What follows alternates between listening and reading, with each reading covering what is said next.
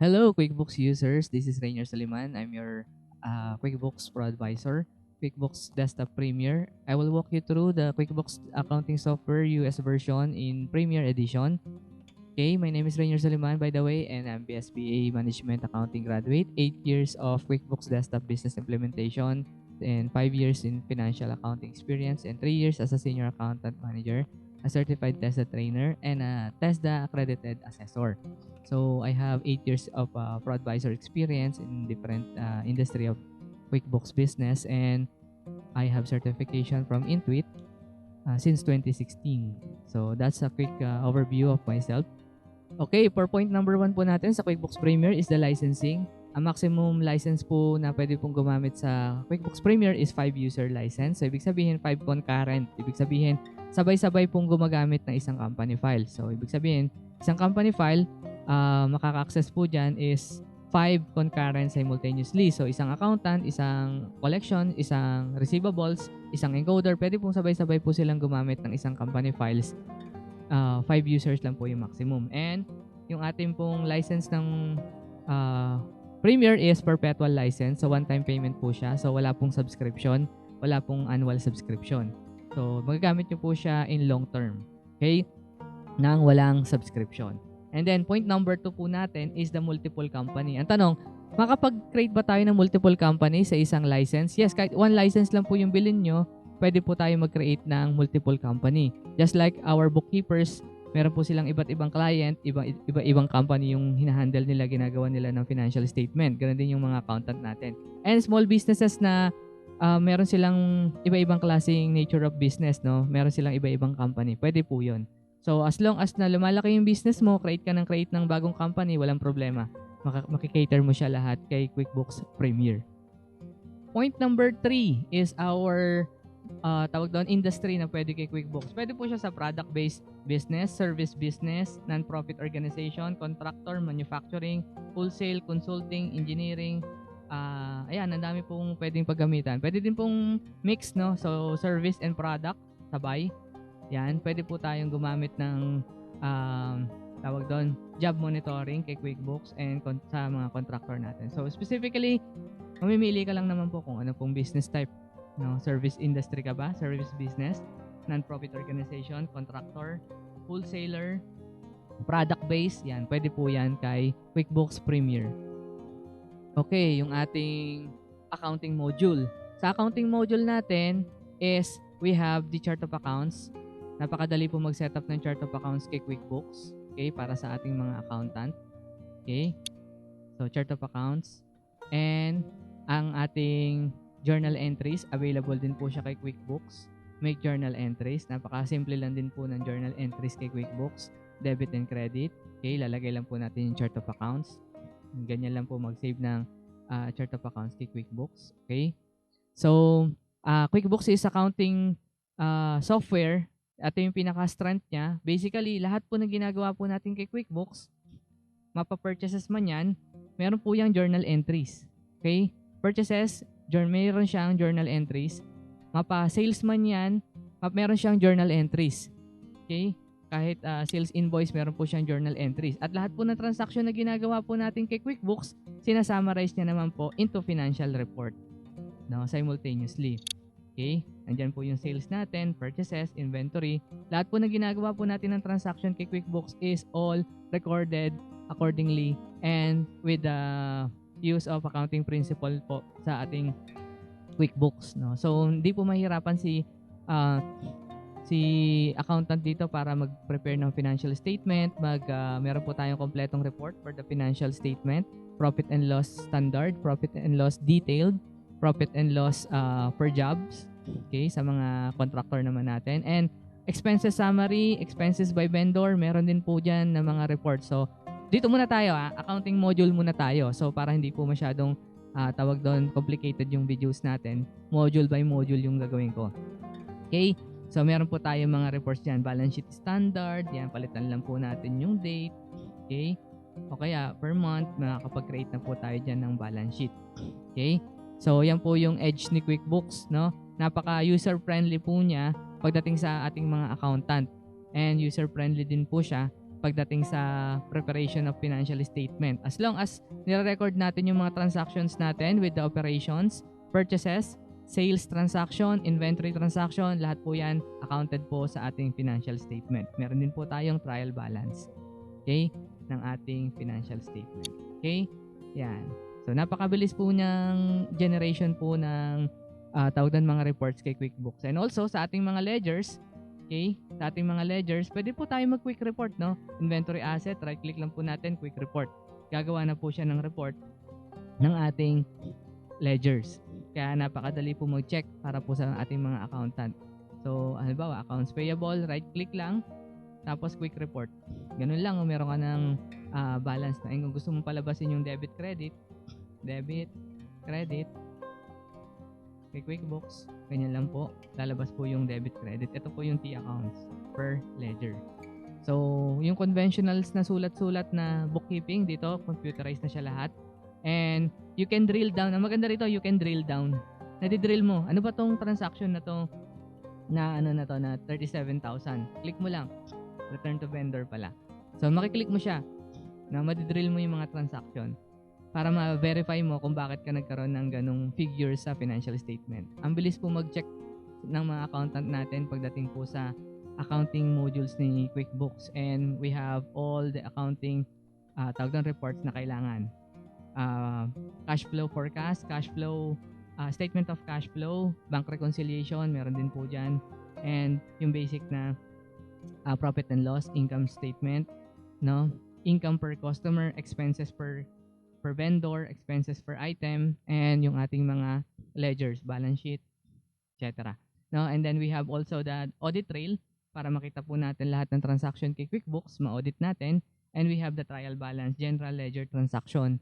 Ang dami pong reports dito na available, no? Pagdating po sa ating QuickBooks. So yan po yung edge niya pagdating sa ating accounting.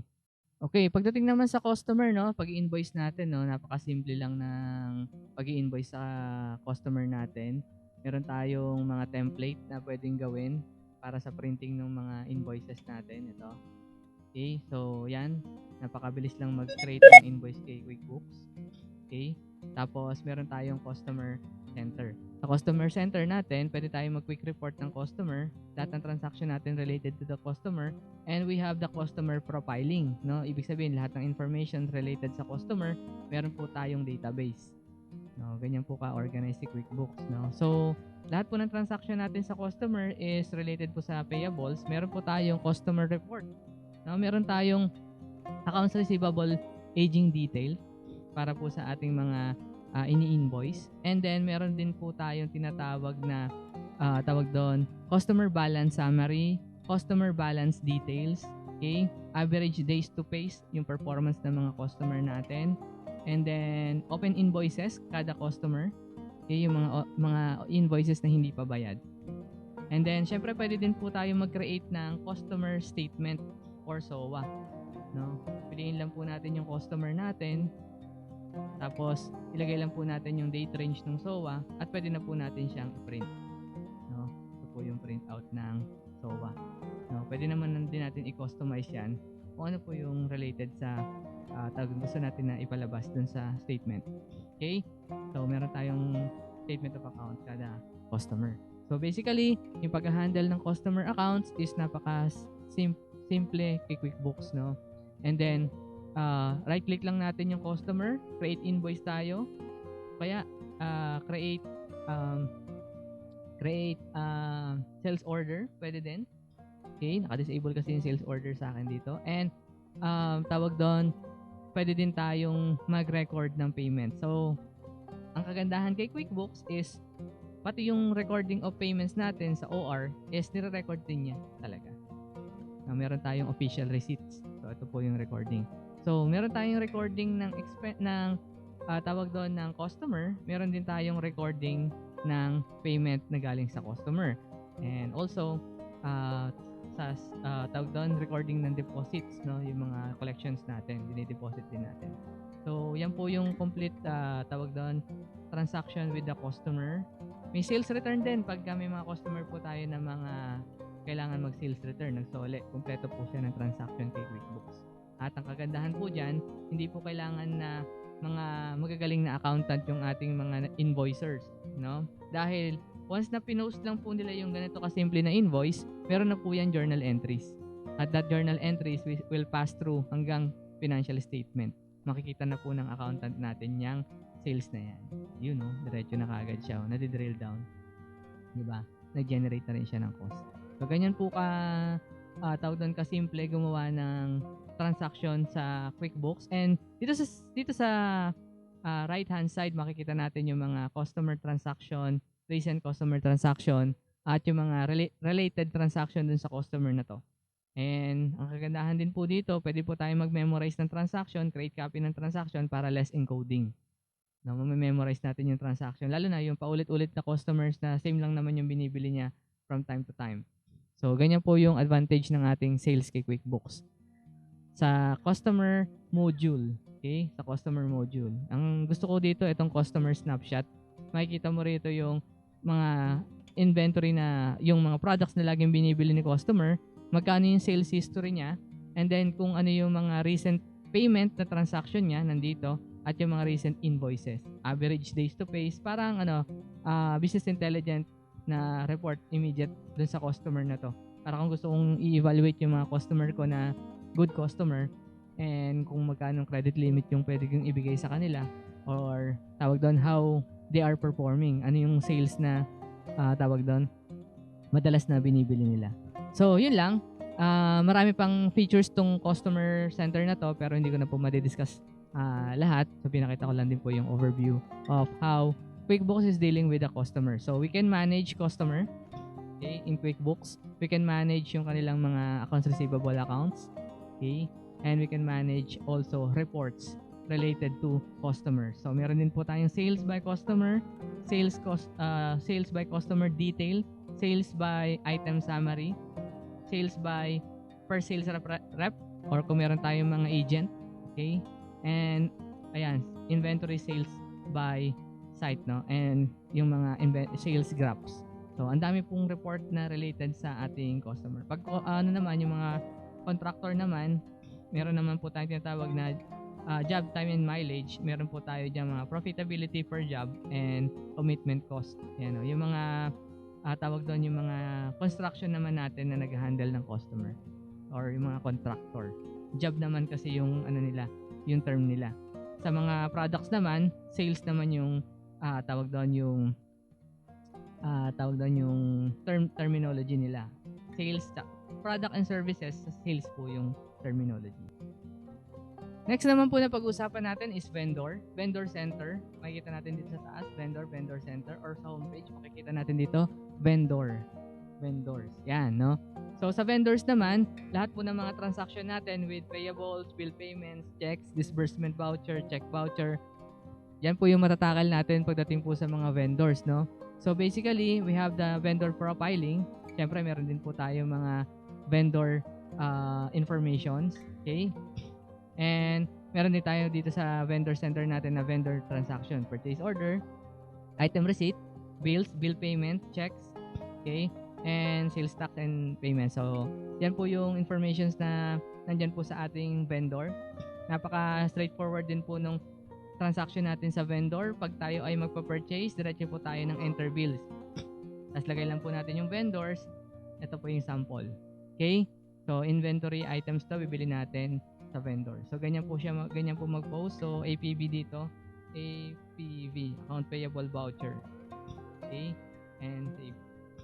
New. So, ganun lang po mag-prepare ng payment ng purchases po sa vendor. And then, magbabayad naman po, pay bills lang. No? Tapos, kiklik mo lang yung babayaran mo. Pipiliin mo kung saan bangko siya babayaran. And assign check numbers. Tapos, yung check date. And then, open lang po natin dito. Lagay lang po natin yung check number. Yan po yung ating preparation ng payment. No? Para makita natin yung ating payment na ginawa, ay makikita po natin dito. Okay? Check number.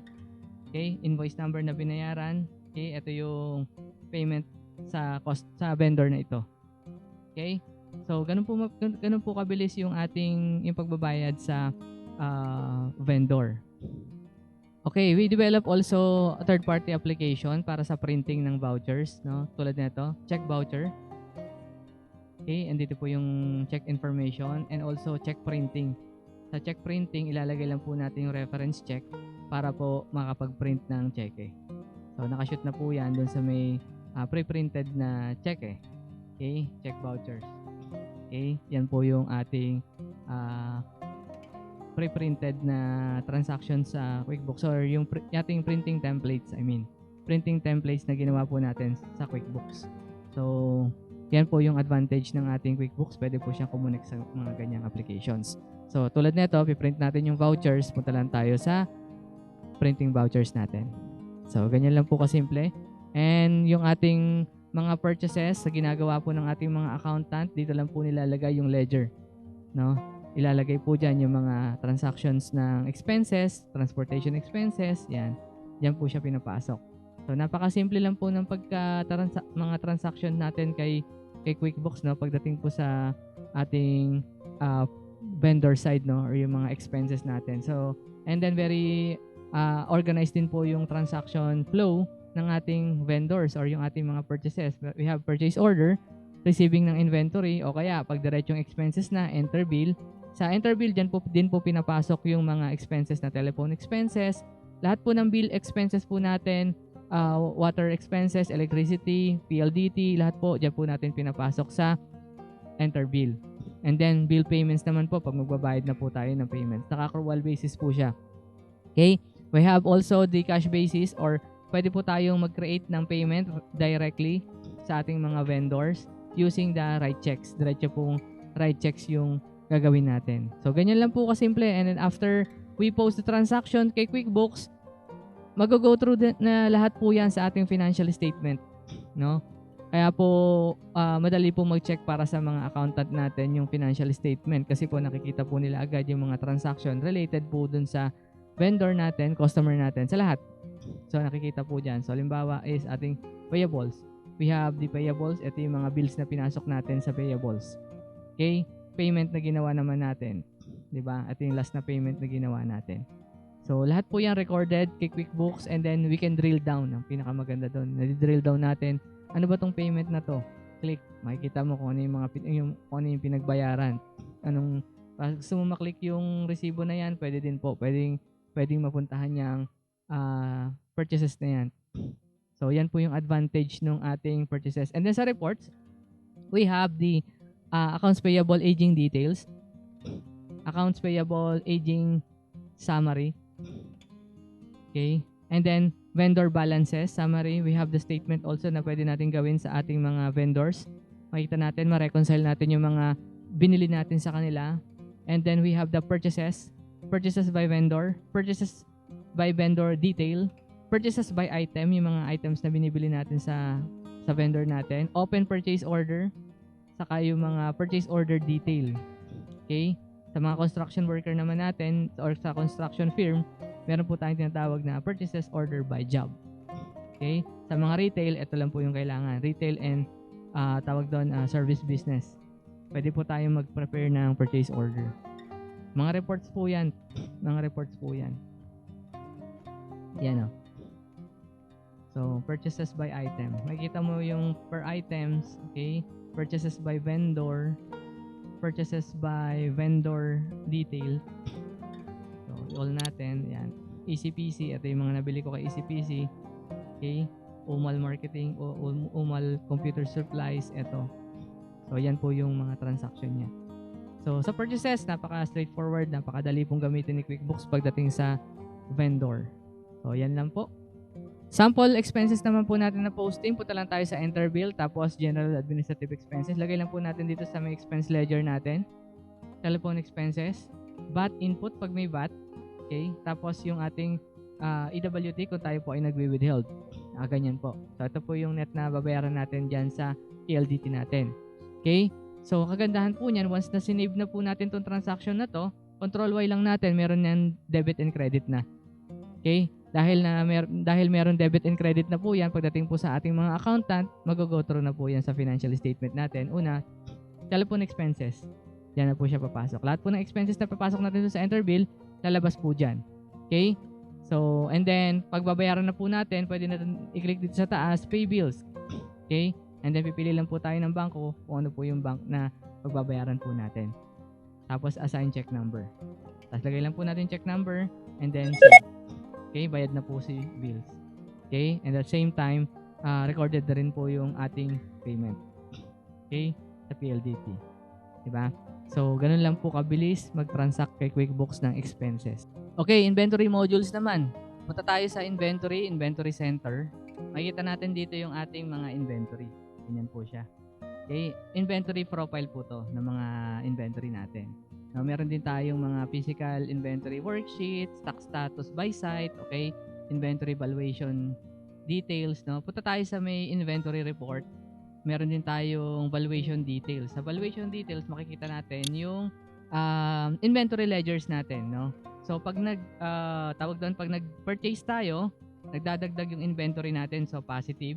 Pagka nag-soli naman tayo sa vendor, magma-minus. Pag nag-sales tayo, nagkaroon tayo ng sales transaction, magma-minus, okay? And so on and so forth. So, total on-hand niya, nagka-count din. Meron din tayong average cost. Ang QuickBooks po natin is average in costing, no? Ang ginagamit niya po is average cost. Okay? So, basically, yan po yung example report ng ating inventory valuation details pagdating sa costing. So, accountant, hindi na tayo mahirapan na mag-generate ng cost ng inventory natin. So, ang maganda dito, pag nagkaroon ka ng transaction ng items mo, halimbawa to, itong sales receipt na to, okay? Yung journal entries ng sales receipt mo, okay, kinikater niya kagad yung cost of sales. Ibig sabihin, yung cost nung inventory. Okay, kinikater niya kagad. Tulad niya, no? Oh, nilalagay niya na kagad yung cost ng inventory. So, hindi mo na kailangan i-calculate kung magkano yung cost. Siya na yung maglalagay para sa'yo. Kasi meron siyang average costing right away. Pag bumili ka, nag-purchase tayo ng inventory, meron siyang costing, no? And then, syempre, ang pinaka-importante sa inventory is the availability report, no? Meron tayong stock status by item. No? Sa stock status by item, meron tayong tawag doon, quantity on hand, quantity for assembly, okay, para sa manufacturing naman natin yan. Quantity on PO, okay, quantity on sales order. No, dapat meron yan, quantity on sales order. Okay, so yan po yung availability natin. So ito po yung on hand natin, makikita kagad natin kung ano yung mga available items. Actually, pag nagpo-post ka ng transaction, ito yung maganda kay QuickBooks eh. Pagdating sa inventory module niya. Makikita mo rito yung availability niya. Ayan o. I-click mo lang siya. So, meron siyang icon dito. Halimbawa, itong items na to. AMD B550 na Asus. So, click mo lang yung availability niya. Makikita mo sa system kung ilan yung available. Okay? So, ayan yung on hand. Diba? Ang bilis niyang trace yung inventory. So, every inventory, ganyan po yung approach, no? So, ang pinaka-strength po ng inventory natin is the report, no? Simultaneously, yung galaw ng inventory mo, hand on hand, makikita mo using the valuation detail. Okay, yan. Yung kaninang pinakita ko. Tapos yung inventory stock status. Okay? At ang kagandahan pa dito, pagdating sa inventory site mo, okay, right-click mo lang. Halimbawa, to si Asus B550. Right-click, quick report. Makikita mo na lahat ng transaction related dun sa Asus. Ganun kabilis gumawa ng report kay QuickBooks. Tapos kung makita mo yung transaction na hinahanap mo, i-double click mo lang, madi-drill down mo agad. Okay? Itong purchases na to, Control Y, meron niyang debit and credit na transaction para sa financial statement. So, nag-post ka lang ng ganito, papasok na yan sa financial statement, papasok na siya sa inventory mo. At well-organized na yung inventory mo. Makikita mo rin dyan yung markup and then so on and so forth yung mga informations ng inventory. So, pag kinlik mo din dito sa baba, makikita mo naman yung mga transactions na tawag doon, ginawa mo sa inventory na ito. No? So, tulad na itong isa, B550, ito yung mga transaction niya. Anong reference? Ang kagandahan dito, pwede mo rin siyang i-run as a report, view as a report right away kung ano yung mga transaction niya. And nadi-drill down siya, pwede mong i-click, makikita mo kagad kung saan siya, kung anong transaction siya. No? Purchase order, ayan, no? So, ganyan po kabilis at kaganda yung inventory management naman para sa mga users natin na gumagamit ng inventory or may mga tawag doon inventory items sa QuickBooks. So, kung wala naman po inventory item, service naman po, possible din naman po yan kay QuickBooks, no? So, ibang approach naman po yung gagawin natin. So, this is inventory module related po sa mga users na gumagamit ng inventory. Okay, advantage naman po ni QuickBooks pagdating po sa ating banking. Okay, for banking module, we have the write checks. Pagka magka-create po tayo ng checks, payments sa ating mga vendors. Okay, meron din dyan make deposit. So, basically, ito po yung mga transaction related sa bank, no? Fund transfer, and ang pinaka gusto ko po dito is yung reconcile, no? Sa reconciliation, ilalagay lang po natin dito kung kailan yung date ng reconciliation natin. Tapos ilalagay natin yung ending balance dun sa passbook. Ending balance dun sa passbook na hawak natin, and then continue lang natin, no? So, ang gagawin niya rito sa baba is ibabalanse niya from book balance to bank balance, or QuickBooks ledger from bank yung ating passbook ledger. So, ang gagawin lang naman is from the right hand side, ito yung mga debit na pinasok natin sa ating bangko. Okay? So, next startup capital, debit yan. Kung meron tayong collection, dineposit natin, dito po papasok. Pagka naman po, dito naman po sa left hand side, ito naman po yung payment na pinrepare po natin. So, pag prepare natin, hindi naman kagad release yan, no? So, kailangan pa nating i-check yan kung yan ay release and cleared. Pag nag-clear na po sa ating passbook, checkan lang natin. Tapos magkakaroon na siya ng balance dito. So, something ganyan. Ito, nag-clear na sa passbook, check. Ito, nag-clear na sa passbook, check. Ito, nag-clear na sa passbook, check. So, dapat ang tawag doon, ang balance ko is 367,500. So, ganyan po, no? Tapos, pwede na tayo mag-prepare ng bank reconciliation. So, example, ito, meron tayong record deposit dito. I-deposit natin yan sa bangko. No? Sabihin natin sa BDO natin i-deposit. Okay? Tapos, save natin. Once na sinave natin yun, na-deposit na yun sa bangko, at lagay natin yung ating ending balance. Okay? So, ganyan. Ayan. No? Makikita natin dito yung dineposit natin. 117,600. No? Yung from collection. So, i-click lang naman natin yan para kung clear na siya sa ating bank statement, no? Then, once na balance na yan, so hindi ko lang binalanse yan, once na balance na siya, pwede tayo mag-reconcile now, no? Or mag-create tayo ng bank reconciliation statement. So, for time being, i-leave muna natin. Okay? And then, pwede kang magkaroon ng bank reconciliation later. So, isa pa sa bank natin, banking transaction is yung transfer fund. So, magta-transfer tayo halimbawa, from Metrobank to BDO. Di ba? Transfer tayo ng 50,000. So, ganyan lang po mag-save ng transaction kay QuickBooks. Di ba? Fund transfer. So, recorded na rin yan sa financial statement, syempre. Diretso. So, yan lang po. Makikita rin natin agad yan sa financial statement, no? Pagka tinignan natin sa bank reconciliation, makikita natin na we have the fund transfer of 50,000 galing sa Metrobank. So, ganun po ka-integrated yung ating accounting and banking sa QuickBooks. Meron din po tayo dito tinatawag na chart of accounts sa banks. Okay? Sa ating mga banks. Right-click lang natin, pwede tayo mag-quick report para makita natin yung debit credit ng ating mga transaction or yung mga transaction natin related sa banks.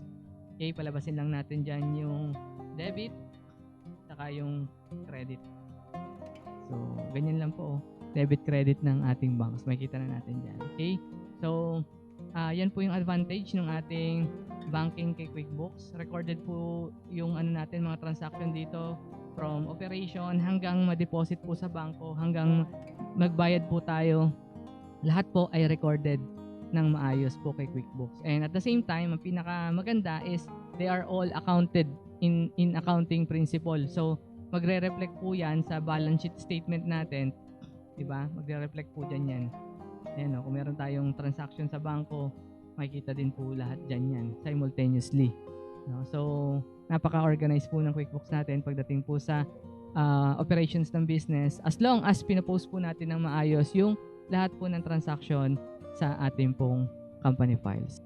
Okay, sa reports naman tayo. Ang technique kay QuickBooks pagdating po sa reports is, una is updated po lahat ng mga transactions natin. So, ibig sabihin, basta pinopost po natin ng maayos lahat ng transaction kay QuickBooks, journal entries, sales, purchases, inventories, lahat po yan ay pupunta na sa report yan.